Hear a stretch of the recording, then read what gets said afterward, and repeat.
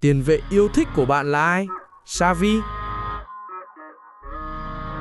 Iniesta, Pirlo hay Kevin De Bruyne?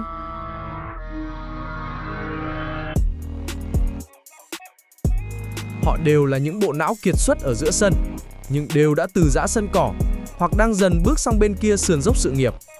Che già thì măng mọc. Đây là thời đại của thế hệ mới. Hôm nay, tôi sẽ mang đến cho anh em một cái tên mới, người sẽ trở thành tiền vệ xuất sắc nhất thế giới trong tương lai. Và đó chính là tôi. À không, là Meyes Anieste chứ. Thì tôi sẽ vào vai Anieste, một cầu thủ người... nước nào nhỉ? Tôi chưa quyết định được. Là một con người tham vọng, tôi cần được sinh ra ở một quốc gia đang khao khát danh hiệu để bắt đầu hành trình chinh phục và đưa đội tuyển tới chức vô địch World Cup 2026. Thôi, phó mặc cho số phận đầy đứa. Chúng ta sẽ lựa chọn giữa các đội tuyển đã lâu chưa vô địch World Cup như Anh, Ý, Đan Mạch, Croatia, Đức, Bồ và Bỉ. Và số phận đã đưa tôi đến với Hà Lan, nơi Anieste sẽ có cơ hội sát cánh cùng Frenkie de Jong, một trong những tiền vệ trung tâm hàng đầu hiện nay. Lớn lên ở những góc khuất của thành phố Amsterdam, cuộc sống của tôi không mấy yên ả. Suốt ngày rượt đuổi đánh nhau. Nhìn vết sẹo trên mặt có lẽ anh em cũng phần nào hình dung được. Năm tôi 7 tuổi, tuyển trạch viên của AZ Alkmaar tình cờ thấy tôi chơi bóng trên phố. Ông ta hỏi tên tuổi tôi. Vài ngày sau, ông quay lại với lời mời vào học viện. Đó chính là bước ngoặt đời tôi. AZ Alkmaar, câu lạc bộ có hệ thống đào tạo trẻ bậc nhất Hà Lan. Minh chứng rõ ràng nhất là chức vô địch UEFA Youth League năm 2023. Đây sẽ là nơi chắp cánh cho những ước mơ của chàng trai trẻ từ đường phố Amsterdam. Ở đây tôi được trải nghiệm một thứ bóng đá hoàn toàn khác lạ so với thứ bóng đá đường phố quen thuộc. Đã có lúc tôi nghĩ mình không thuộc về nơi này. Dần dần tôi bắt nhịp được với đội và nhanh chóng chứng minh năng lực. Với những ấn tượng đã tạo ra, tôi được đôn lên đội U18 vào năm 16 tuổi. Những màn trình diễn ấn tượng đã giúp tôi được huấn luyện viên nhấc lên đội 1 ở tuổi 17. Buổi tập đầu tiên cùng các đàn anh khiến tôi hơi ngợp vì nhiệt độ và cường độ tập luyện cực cao. Đây là buổi tập đầu tiên trong chuyến du đấu hè. Tôi cần thể hiện thật xuất sắc để có cơ hội ra sân. Những phút thi đấu đầu tiên của tôi với đội 1 đã đến. Dù chỉ là một trận giao hữu nhưng sẽ là cơ hội tuyệt vời để tôi thể hiện mình. Ngay lập tức tôi tạo dấu ấn với cú sút từ khu vực 16m50, nhưng bóng đi chưa đủ hiểm để đánh bại thủ thành đối phương. Những pha chạm bóng đầu tiên là khá ổn, dù đôi lúc vẫn còn những cú đẩy bóng thừa lực.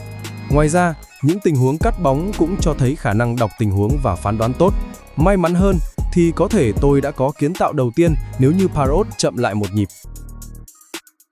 Phút 89, Cagliari bàn bật như chỗ không người. Sau đó, Belotti dứt điểm quyết đoán đánh bại thủ thành của chúng tôi. 1-0 cho đại diện nước Ý. Dù thua trận này, nhưng cá nhân tôi đã có những trải nghiệm vô cùng quý giá. Trận này tôi có nhiều thời gian hơn khi được vào sân từ phút 63, vẫn là vị trí tiền vệ trung tâm lệch phải. Tỷ số vẫn đang là 0-0, để anh vào quẩy tưng bưng nào. Ngoài cú cứa lòng này và pha solo không thành công ra thì tôi còn đọc tình huống tốt, cướp bóng ngay trước mặt thủ môn đội bạn. Động tác giả là rất hay rồi, nhưng sút thì... Ngoài ra, tôi còn tham gia vào bàn thắng này ở vai trò khán giả. Và trận đấu kết thúc bằng pha đánh đầu chệch khung thành của Parrot. AZ thắng trận đầu tiên trong tour du đấu. Ở trận cuối cùng trong tour du đấu trước Leicester City, được tung vào thay cụ Jordi Clasie ở phút 62, tôi lập tức để lại dấu ấn trong bàn thắng của Bay Cấu khi để mất bóng ở rìa vòng cấm đối phương, và sau đó là một loạt các đường ban bật mượt mà của họ trước khi Ricardo sút tung lưới chúng tôi. Xử lý bóng là mượt đến từ tôi, nhưng sút thì vẫn là cái gì đấy rất 3 chấm. Thêm một cú sút nữa, vẫn chưa có bàn thắng đầu tiên. Và trận đấu kết thúc với tỷ số 1-0 nghiêng về Bầy Cáo từ nước Anh. Tôi có trận đầu tiên ở giải quốc nội khi được vào sân từ ghế dự bị ở phút 75 ở trận gặp Groningen. Đội nhà đang dẫn 2 bàn nên tôi thoải mái thi triển các skill đã học mót được trên sân tập. Ngoài ra thì còn có một pha sục bóng chính xác bằng chân trái cho Parrot. Tiếc là tiền đạo người Ireland dứt điểm chưa đủ hiểm. Anh em thấy tôi đủ nhiệt chưa? Người Nam phổi, pressing không biết mệt mỏi luôn. Đội khách cũng suýt có bàn rút ngắn tỷ số, nhưng pha dứt điểm của Williamson hơi với. Dù chưa ghi được bàn nào nhưng pha cản phá này còn hơn cả một bàn thắng nhé. Trận đấu kết thúc với chiến thắng 2-0 cho đội chủ nhà. Với cá nhân tôi thì đây là một trận đấu tương đối ổn, với những dấu ấn đã tạo ra như suýt thì kiến tạo này, cản phá ngay trước vạch vôi trị giá 2 bàn thắng này. Nhưng như thế là chưa đủ, cần phải chăm chỉ hơn nữa để được điền tên vào đội hình xuất phát. AZ có chiến thắng nhẹ nhàng trước Volendam ở vòng 2. Tôi đã thi đấu tròn vai khi được tung vào sân ở phút 62. Tiếp tục luyện tập, có công mài sắt có ngày nên kim, và tôi đã có chiếc kim đầu tiên. Lần đầu ra sân trong đội hình chính ở giải vô địch quốc gia Hà Lan, đối thủ sẽ là PEC Zwolle. Và đây, lần đầu tiên ra sân trong đội hình xuất phát ở giải đấu cao nhất xứ sở hoa tulip. Hồi hộp quá! Tôi sẽ đá tiền vệ lệch trái trong sơ đồ 4-4-1-1 bên cạnh Smith. Đội bạn cũng đá 4-4-1-1 này. Có vẻ sơ đồ này khá phổ biến ở giải Hà Lan. Hiệp 1 không có quá nhiều tình huống đáng chú ý. Lần đầu đá chính nên tôi hơi khớp. Quả này tôi đứng sai vị trí để cầu thủ đội bạn thoải mái nhận bóng và triển khai lên rồi ghi bàn. Tình huống này vẫn bắt nguồn từ tôi để mất bóng. Dù đã nỗ lực tranh cướp thành công nhưng pha bóng sau đó đồng đội dí quả bóng vào chân tôi không kịp xử lý, dẫn đến mất bóng lần 2. Và đội bạn đã tận dụng rất tốt cơ hội với 2 cú đánh đầu liên tiếp. Dẫn trước 2 bàn nhưng PEC Zwolle vẫn tấn công quyết liệt. May cho chúng tôi là thủ môn Augusto Oduro xuất sắc, không thì đã phải nhận bàn thua thứ 3 rồi. Với màn trình diễn tệ hại, tôi đã bị thay ra ở phút 81. Lần đầu đá chính và đội thua trận đầu tiên, chắc không phải trùng hợp đâu. Sau trận thua, cả đội lao vào tập luyện điên cuồng với mục tiêu rõ ràng là giành chiến thắng ở trận tiếp theo. Buổi tập rất nhiều năng lượng nhưng có vẻ chưa được chất lượng cho lắm. Ngủ trong phòng thu thế này dễ lại mang rổ đi đựng bóng thôi. Điểm đến tiếp theo là sân vận động của Bueda. Tôi và các đồng đội tỏ rõ quyết tâm giành 3 điểm trận này. Dù có màn chào sân tệ hại nhưng huấn luyện viên Verlinden vẫn tin tưởng trao tôi suất đá chính. Đội ơn thầy, khi nào giành quả bóng vàng nhất định con sẽ shout out thầy trên sân khấu. Ngay từ đầu trận, Breda đã đẩy cao đội hình nhằm tìm bàn thắng sớm và họ đã suýt thành công khi Van Hooijdonk tung cú đá ở vị trí nguy hiểm nhưng bóng đã đi vọt xa. Hàng thủ chúng tôi tỏ ra khá lúng túng trong khâu triển khai bóng. May là pha này vẫn có thể sửa sai. Khung thành chúng tôi thêm lần nữa trao đảo. Nếu không có sự xuất sắc của thủ môn Augusto Oduro, chắc pha này toang rồi. Chúng tôi bắt đầu đáp trả với tình huống lên bóng tiếp theo, nhưng một lần nữa tôi lại để mất bóng. Nếu pha này tôi nắn nót hơn thì có lẽ đã tạo ra một cơ hội lớn cho đồng đội rồi. Pha này tôi chạy chỗ thông minh, mở ra khoảng trống. Tiếc là trung vệ họ ập vào nhanh quá. Góc sút cũng bị hẹp đi đáng kể. Ông số 10 còn lao vào chạm đầu làm cái gì không biết, mất luôn quả góc. Hiệp 1 khép lại mà không có bàn thắng nào được ghi, dù hai đội đã có những cơ hội của riêng mình. Làm sao mà qua được anh? Lên nào anh em! Tạt nhữ đặt thế này mà vẫn chưa ghi được bàn. Pha này thay vì đưa vào cho Parrot thì tôi lại lựa chọn sút ngay. Đúng là tuổi trẻ thích thể hiện. Sau trận chắc bị sấy tơi bời mất. Ôi dồi ôi, nó khỏe quá. Mình cần tăng cường cơ bắp. Anh em nhìn tôi sút giống Henry chưa? Ý là kiểu sút chứ không phải chất lượng cú sút. Trận đấu kết thúc với tỷ số 0-0. Lẽ ra chúng tôi đã có thể thắng nếu tôi đồng đội hơn. Cầm danh hiệu cầu thủ xuất sắc nhất trận, nhưng tôi vẫn không khỏi áy náy. Thật may mắn vì các fan đội nhà vẫn ủng hộ tôi, dù tôi vừa có những quyết định tồi tệ trong trận trước. Tôi tiếp tục được huấn luyện viên tin tưởng xếp đá chính trong trận này với mấy anh Hedquin. Chúng tôi dồn lên tấn công ngay ở những phút đầu và Jensen là người chạm bóng cuối cùng. Tiếc là bóng đi trách cột. Cuối cùng tôi đã có bàn thắng đầu tiên cho AZ sau 5 trận chính thức. Anh bắt đầu đá nghiêm túc rồi đấy. Cả Hà Lan cứ cẩn thận. Trời ghê chưa? Lập tức Hercules đáp trả, nhưng cú sút là đơn giản với Augusto Oduro. Sút gì như đói cơm vậy. Chúng tôi có bàn thứ hai nhờ pha bóng lập bập và Smith đã nhanh chân chấp thời cơ. Tôi có đường truyền thuận lợi cho Parrot, nhưng tiền đạo này dứt điểm bóng đi sạt mép ngoài lưới. Cuối cùng chúng tôi cũng tìm lại được mùi vị chiến thắng. Chúng tôi tiếp đón Feyenoord trong một chiều mưa và họ đã cho thấy mình xứng đáng là ứng cử viên số 1 cho chức vô địch với hàng loạt pha hãm thành. Điển hình là 2 pha đánh đầu liên tiếp này, nhưng may mắn cho bọn tôi là bóng đều tìm đến khung gõ. Lập tức chúng tôi đáp trả. Tôi thả quả bóng tuyệt đẹp cho Jensen, nhưng nhìn nó sút kìa. Những sút sau đó không có tình huống nào đáng chú ý. Đến cuối trận tôi vẫn miệt mài pressing cùng Parrot, nhưng các đồng đội ở dưới có vẻ đã thấm mệt nên việc pressing không hiệu quả. Trận đấu kết thúc với tỷ số hòa 0-0. Sang vòng 7, AZ có chuyến hành quân đến sân nhà của NEC Nijmegen. Chúng tôi là đội có cơ hội nguy hiểm đầu tiên khi Parrot giật điểm từ 16m50, nhưng cú sút chưa đủ khó đối với Silerson. Anh em xem tôi chạy chỗ khôn chưa? Như tiền đạo thực thụ, phá bẫy viện vị luôn này. Và sút cũng như tiền đạo xịn, chân trái luôn nhá. Em giờ đây khác rồi. Bàn thắng của tôi giúp AZ giành chiến thắng tối thiểu trên sân khách.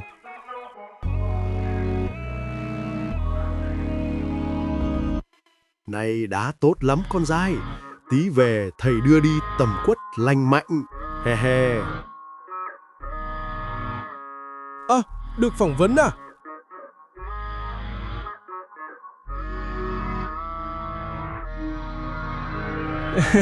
Mấy ông anh bày vẽ thế. Hôm nào em trả đá như này? Hỏi nhanh em còn về đi massage nào.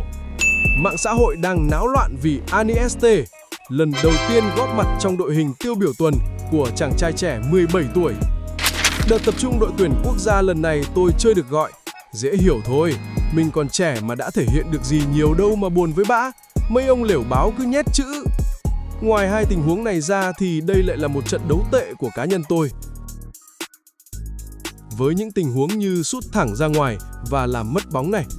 Một trận đấu tẻ nhạt kết thúc mà không có bàn thắng nào được ghi. Vòng đấu tiếp theo, tôi có dịp trở về quê hương Amsterdam khi AZ làm khách trên sân của Ajax.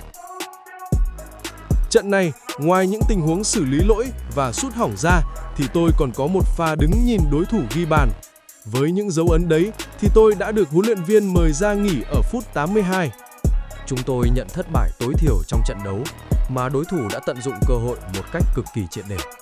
Lần đầu tiên được hít thở không khí cúp châu Âu, phải nói là nó đã anh em ạ, khác hẳn với bầu không khí ở Hà Lan. Nào, vào mà lấy bóng của anh này. Không lấy à? Thế anh xin nhẹ một bàn thôi nhé. Màn chào sân châu Âu đáng nhớ luôn. Sau bàn mở tỷ số, chúng tôi tiếp tục tạo sức ép lên khung thành đối phương, nhưng vẫn chưa thể nhân đôi cách biệt. Sau trận này, tôi phải chăm tập gym hơn mới được. Mỏng như tờ giấy thế này nó húc phát bay. Sau khi cướp được bóng, lập tức chủ nhà tổ chức tấn công và họ đã đưa được bóng vào lưới chúng tôi. May mắn là đã việt vị. Nhưng cũng không lâu sau đó, Helsinki đã có bản gỡ. Lần này thì trọng tài biên cũng không thể cứu chúng tôi. Tôi khép lại ngày thi đấu rực cháy với pha thoát xuống dứt điểm gọn gàng, mang 3 điểm về Alkmaar. Còn gì cháy hơn khi lần đầu ra sân ở châu Âu và giành luôn MVP trận đấu. Trở về Hà Lan, đón tiếp Utrecht trên sân nhà. Ngay ở phút thứ 5, tôi đã để mất bóng và đối phương lập tức trừng phạt.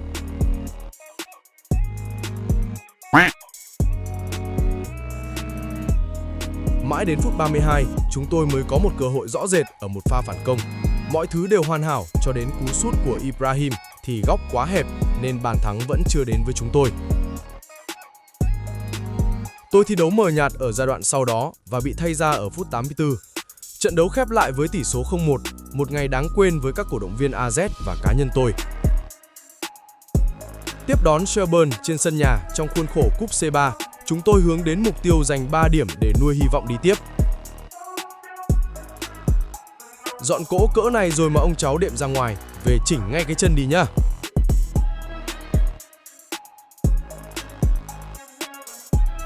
Mất niềm tin vào đồng đội, tôi chuyển sang tự làm tự ăn, mỗi tội sút A đuổi quá.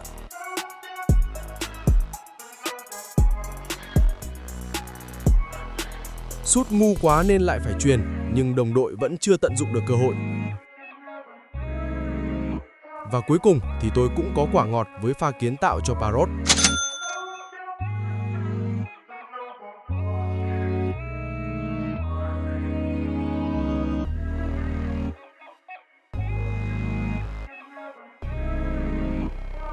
Hưng phấn sau bàn thắng, chúng tôi dâng cao, dồn ép nhằm ghi thêm bàn, nhưng vẫn hơi đen.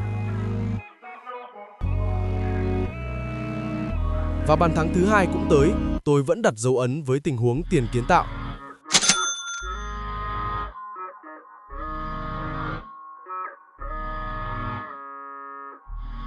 Với khoảng cách 2 bàn tạm an toàn, huấn luyện viên rút tôi ra nghỉ bảo toàn thể lực ở phút 72. Những phút sau đó không có biến, chúng tôi giành trọn vẹn 3 điểm. Tuần này vẫn được chơi trên sân nhà và ngày hôm nay chúng tôi tiếp đón PSV Eindhoven. Trong một thế trận cực kỳ chặt chẽ mà hai đội tạo ra, có rất ít khoảng trống để các cầu thủ khai thác. Tôi may mắn có được 2 khoảnh khắc hiểm hoi là một cú sút và một pha xuống đáy này, nhưng vẫn chưa ăn thua. Trận đấu kết thúc mà không có bàn thắng nào được ghi. Tháng 12 ác mộng sắp tới, với tần suất thi đấu 3-4 ngày một trận thì tôi e rằng Anieste sẽ không chịu được nhiệt. Trận hòa thứ 2 liên tiếp của đội, thêm một trận đấu hòa không bàn thắng.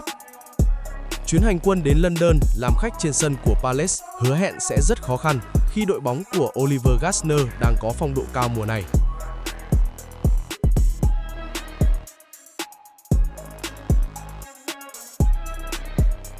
Lại thêm một tình huống sút mù mắt khán giả của Anieste, không phải tôi nhé.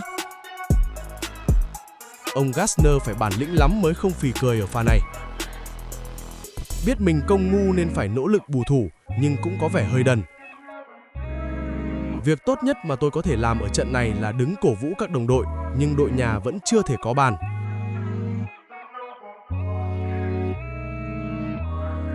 Mãi mới có tí khoảng trống để chạy, mà anh Zai như lắp motor vào đít, không thể nào đua nổi. Chúng tôi đành rời London chỉ với 1 điểm. Dù không đảm bảo thể lực, nhưng tôi vẫn năn nỉ huấn luyện viên cho ra sân. Tuổi trẻ mà. Tuổi trẻ có được bao nhiêu nào, chớp mắt đã 30 rồi. Trận đấu với Twente chỉ có duy nhất một cơ hội nguy hiểm cho chúng tôi, nhưng xà ngang đã cứu cho họ một bàn thua.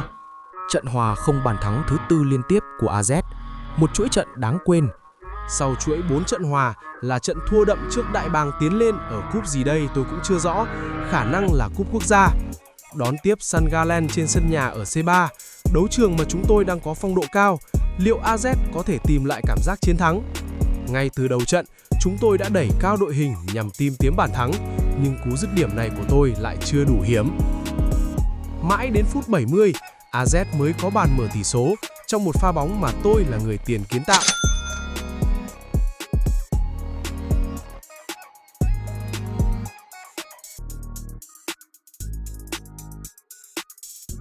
Chỉ 5 phút sau, tôi trực tiếp dọn cỗ cho Mê Nhiên ghi bàn. Cảm giác chiến thắng đã trở lại với chúng tôi. Sau đó tôi được cho ra nghỉ, đội giành chiến thắng chung cuộc 2-0. Về giải quốc nội, chúng tôi tiếp tục duy trì phong độ tệ hại khi để thua Excelsior 1-3 ngay trên sân nhà. Ra châu Âu, chúng tôi tới làm khách trên sân của Sonderziske và có bàn thắng sớm nhờ công của Parrot.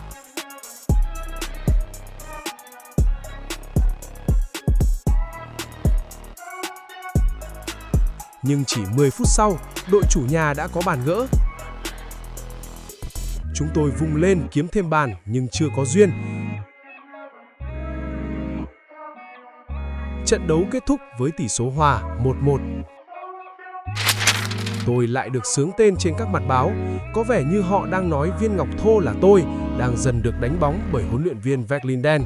Cũng đúng thôi, thầy là người tin tưởng tôi nhất vào lúc ngay cả tôi cũng mất niềm tin vào chính mình. Bước vào trận cuối cùng của lượt đi, AZ có bàn thắng sớm nhờ công của tôi.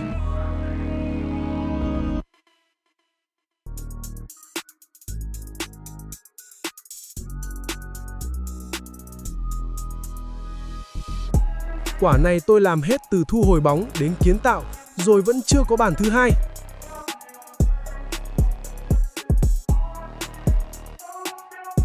Thả bóng đẹp như trong tranh, thế mà lại việt vị.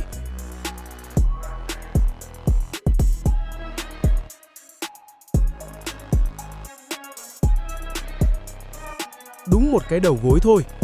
Lượt đi khép lại bằng một trận thắng tối thiểu.